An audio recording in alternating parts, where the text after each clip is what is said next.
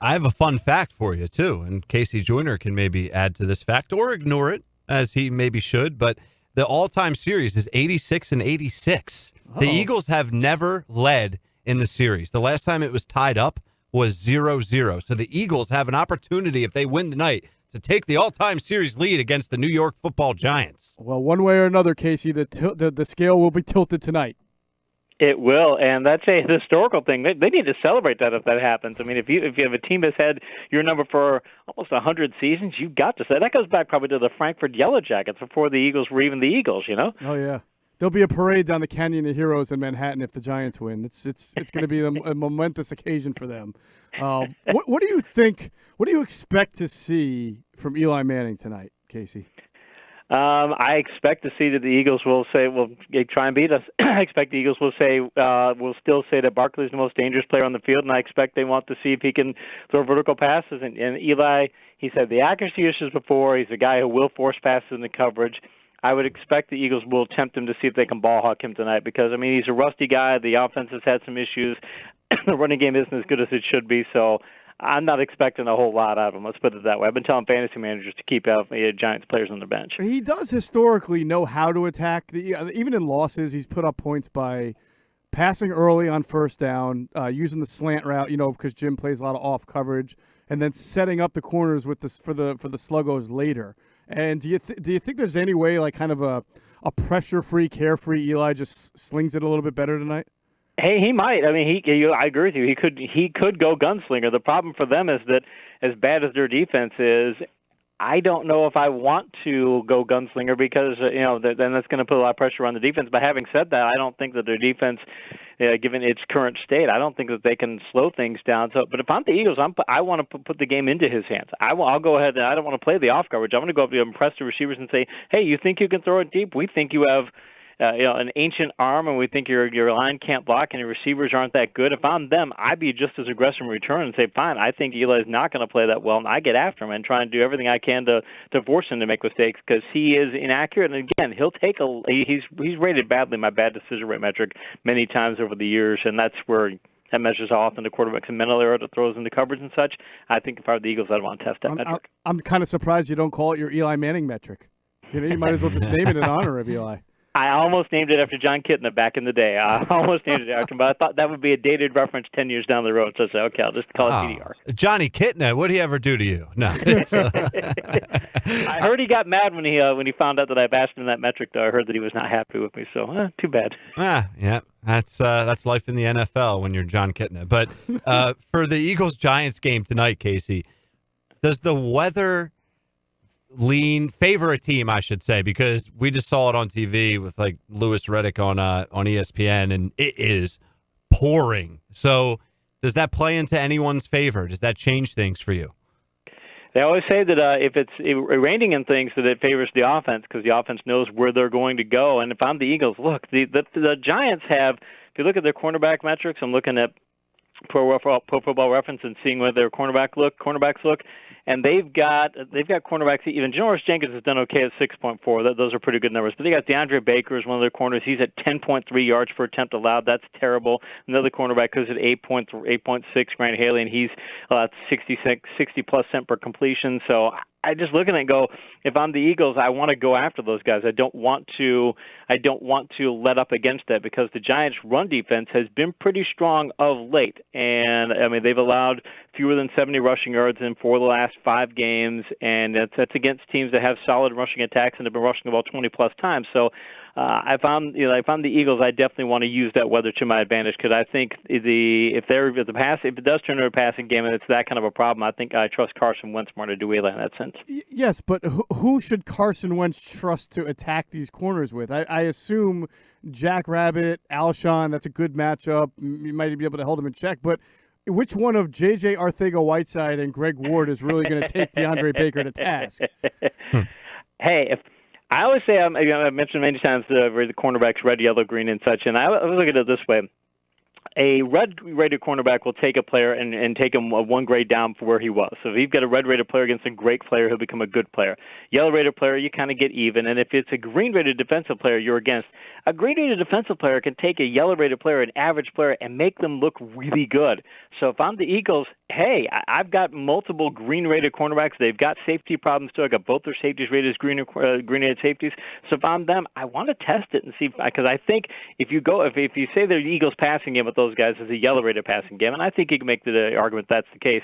And I think that they could be put up a green-rated performance if you've got that kind of competition. All right. Would you say if you have green-rated wide receiver versus green-rated corner, then it tilts a little bit toward the wide receiver then? If it's a green-rated wide receiver, and all those color rankings are always graded towards the offense, because it's oh, right, of course, football. Yeah. Of course. All right, then bad wide receiver versus green-rated. Just bad trying to versus speak the bad. lingo here, but if you've got a bad wide receiver, versus a terrible cornerback, I still want to go to the receiver because the cornerback, if the cornerback's making errors and having problems and such, I still want to go after it. And again, I don't know that the Giants' run defense.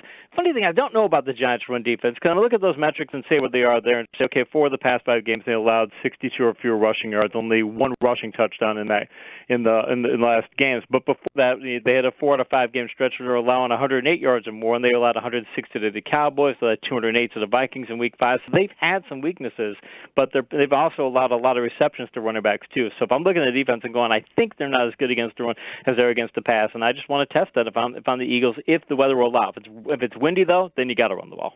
Yeah, so what matchups do you see there running the ball on the ground for both sides? Because we all know about Saquon Barkley. He seems to be getting healthier here as the season goes along. You insert some bad weather there. And, Jeff and I talked a lot about this earlier in the show, but Miles Sanders, we felt like he did a pretty good job last week against Miami, and he's capable potentially of handling a workhorse, running back type of carries tonight. Could you see that happening, and what do you see there with the matchups? Well, I definitely want to make them think about the running game because I keep looking at when I've graded their tape, I still see their defense, your run defense plays well, but you can get them blocked. I mean, they don't make a lot of mistakes. I mean, they don't get out of lanes well. They do have pretty good gap control. They're very good at that, or pretty good at that.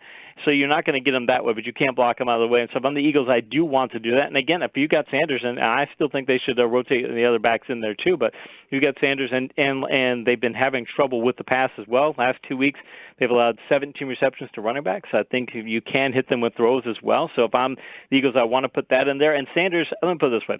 I would trust Sanders against this defense more than I'm trusting Arcega-Whiteside against potentially DeAndre Baker, and Aguilar versus just Haley. I mean, that's those are the matchups I'm looking at. I also do like though they might have a backup for a strong safety as well. So a guy named Julian Love might be playing strong safety for them. So if I'm Eagles, I'm also thinking about going after that matchup.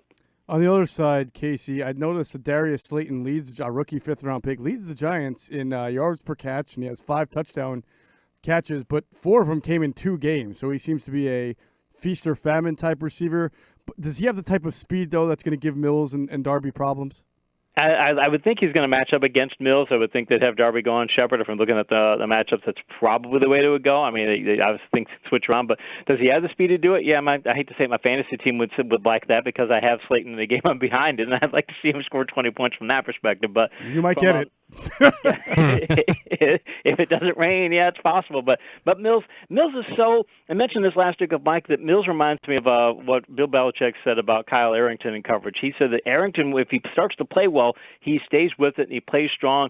But once you beat him once in coverage, or you start to beat him a little bit in coverage, he starts to doubt himself. Then his technique starts to suffer, and he starts to not play the way he's capable of. And that's the thing about Mills. So that's one of the things if I'm the Giants, I want to go target that and say I want to see if Mills is on his game or not. Because if he isn't on his game, I'm going to keep targeting that. If he starts having a bad contest, then the Eagles have some problems. And if I'm the Eagles, also, if Mills starts to struggle, if he starts to have that, I immediately start looking to go to somewhere else because he's the guy who, if he's playing bad enough, he can lose you the game. And by the way, that's former Eagle Kyle Arrington. As we have discussed today, some of the guys that the Eagles had as rookie free agents or just found somewhere and let go include Raheem Mostert, who's been a monster for the 49ers, and Marcus Johnson, who just had 100 yards yesterday for the Colts. We'll get to that. But the Eagles not doing so well in the personnel department as far as keeping players who could help them.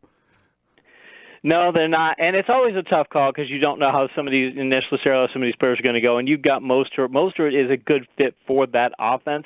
But then again, if you're sitting here and you've made the investment in Howard and you've made these investments in your backfield and you had a guy like Mostert, it says something that the 49ers are able to identify those sorts of players. And I think the Eagles they're getting too many misses in that area. Well, I would totally agree. All right, well, we'll get your game pick at the end. First, we're going to go around the league and talk about all the games yesterday and Sunday action. Starting off with the Panthers at Falcons, 40-20 Atlanta. Casey, what happened? All the Falcons decided to show up in November. They did, and they're starting to play exceptionally well, and Carolina's run defense is just atrocious. And I think they also had a thing where you'll see this happen where a player will come in, or I've seen times before where a team will falter during a portion of the season. Jeff Fisher used to be good at this. If his team was playing badly, he could get them to play well for a couple, 3, 4 games, get them really fired up, do a lot of creative things, and get the team to get that little spark and that burst.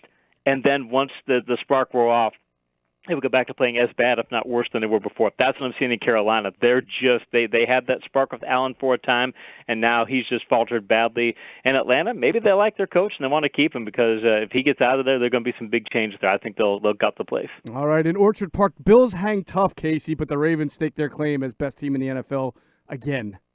They do, I guess if they don't get called for any pass interference penalties, that kind of helps. I mean, there are a couple of really questionable calls there, but Buffalo's got the defense, Buffalo's got the special teams, and they've got some on offense, but they're going to need they need to just get a bigger shot in the arm on offense. They're going to have to make some off-season investments because I think that offense is just weak enough to where it's not allowing their defense to win games for them, which it's a good formula for them, but they just have to get the other side of the ball a little better. In Cleveland, the sneaky Browns win 2 in a row. They get a 27-19 win over Cincinnati. They're 6-7 now, Casey.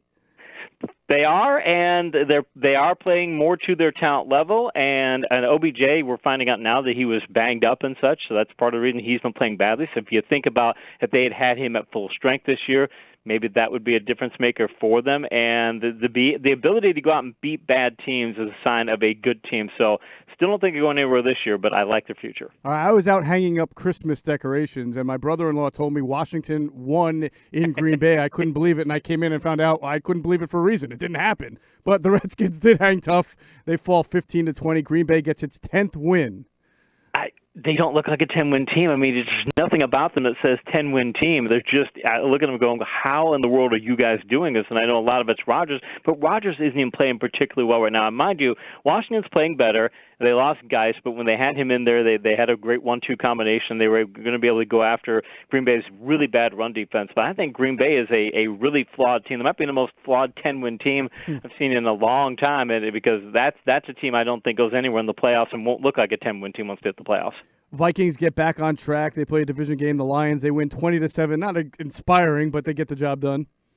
They do, and I keep one of the things about great teams is that you'll see them destroy overmatched competition. They're playing a third-string quarterback, and they can't dominate the Lions. And I know it's divisional, and I know that has a lot to do with it, but their talent level is that much higher than Detroit's, and they still weren't able to dominate them. Good win, but I still look at that and go, okay, I wonder the same thing. Are you guys as good as your record says you are? Because you should have won that from a talent level basis a lot more than you did. Wow, in the NCAA, the 49ers go out to the Superdome and beat the Saints 48-46. I jokingly say NCAA because it's like a college score, but is this a preview of the NFC Championship game, Casey?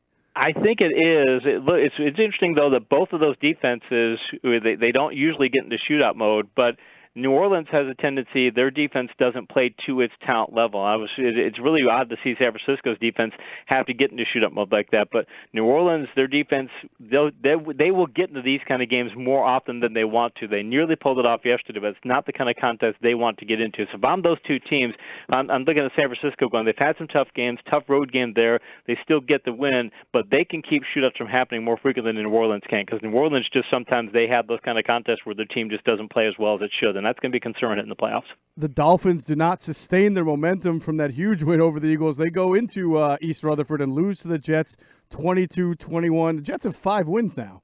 5 wins, and I've said it before with Adam Gase when he was in Miami. Miami is one of the least talented teams in the league, and he was getting the play to a level. I would say this on Twitter. Miami fans are just rail. Oh, no, they're not that bad. I'm like, no, really, your team is one of the worst in the league, and your coach is getting 7 wins out of you guys. And look at the Jets. He's doing something of the same thing. Thing is, he can get a bad team to play to a certain level, but can Gase get a team to go from there to another level? They need to stick with him longer term. One season's not enough. These fans who talk about getting fired is crazy, but he's got to show that he can't just get a bad team to play good. He's got to get a good team to play better. Otherwise, he's good. Should go back to being a coordinator. Well, the banged-up Colts went into Tampa, and the Buccaneers came out with a vintage Jameis Winston performance. 4 touchdowns, 3 interceptions. That's pretty much the story of Tampa Bay.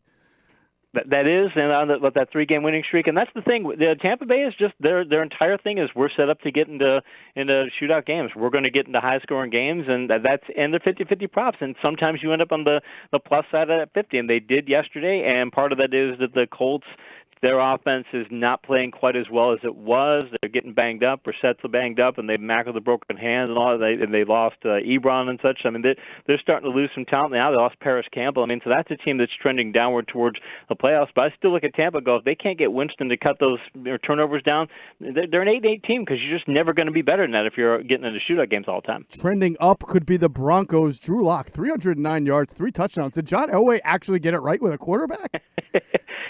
He got it right, but it took his third quarterback for this year. It's like, why wasn't this guy in week 1? I mean, he could have done better in Flacco, and he could have done better in Allen also. So, yeah, I think they've got – the thing is, people talk about is the quarterback of the future. Is it when they say the future, do they mean 10 years or do they mean 1 year? Because obviously they're going to go in the offseason. They don't need a quarterback. I mean, or they don't need. They've got somebody to think they could be a starter. But I think the bigger game there is Houston, where once J.J. Watt went out, the whole dynamic of that defense just faltered, and that I think that they were, kind of what they did yesterday. That's a bad sign from a talent perspective and from a coaching perspective. The Chargers traveled all the way across the country to Jacksonville, and actually didn't. They stopped chargering for once. They did, and I can't understand this team. But maybe they need to play every game on the road. Their home games are road games anyway, so maybe they just need to get the farther away they get from LA, the better they play. Maybe they need to go to London and play then. Maybe they need to really do that because the farther they get away from it, the better they seem to do. And Jacksonville, there were times yesterday where you could see that team was just throwing in the towel. I think they're going to clean house there.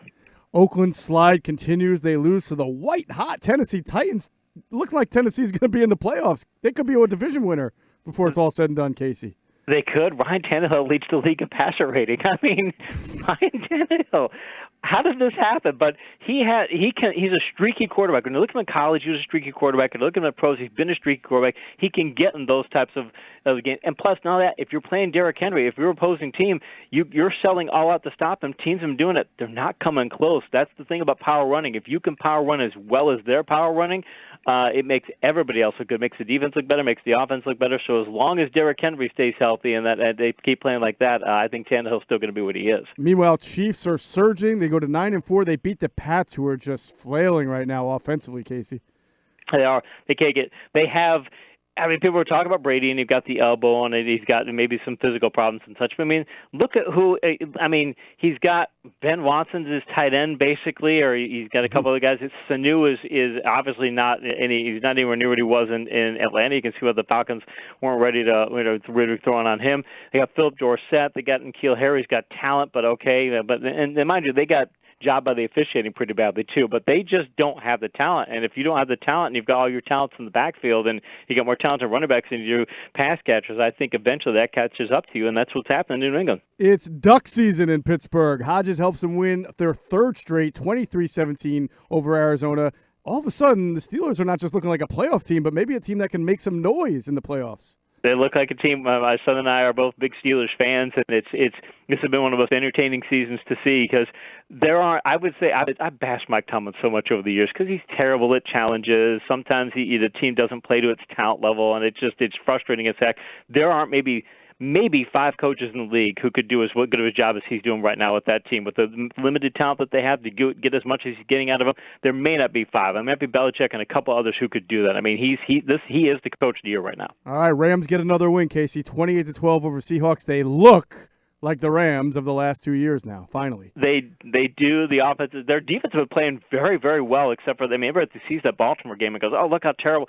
well, yeah, it's Baltimore, and yeah, they played bad one game. But if you look at as of the last 6 or 7 games, they played very well on defense. Just the offense needed to catch up. The offense is starting to catch up. Now they finally got Robert Woods into the end zone yesterday. That's a big plus. Gurley's starting to look at what the player that he is. And Seattle, though, they're already starting to falter a bit. Penny's out for the year now. They just announced Gordon's not done anything for them. Locke has done terrible of late. I mean, I think Seattle's starting to run out of gas late too. All right, last game tonight, Giants-Eagles. Casey, what do you got? I still think the Eagles have a significant talent edge, and I know they've not played to their talent level, but when the Giants have so many problems on defense, the Eagles have a potential problem in Mills on defense. The Giants have 4 players who could be as bad as Mills in their secondary, and when you've got that kind of a talent edge, unless the wind just screws this thing up for them, I think the Eagles win this pretty handily. All right, KC Joyner picks the Eagles tonight, quote, pretty handily. And you'll hear that game here on 97.3 ESPN. Casey, we thank you. We'll talk to you. We'll catch up to you again. Appreciate it.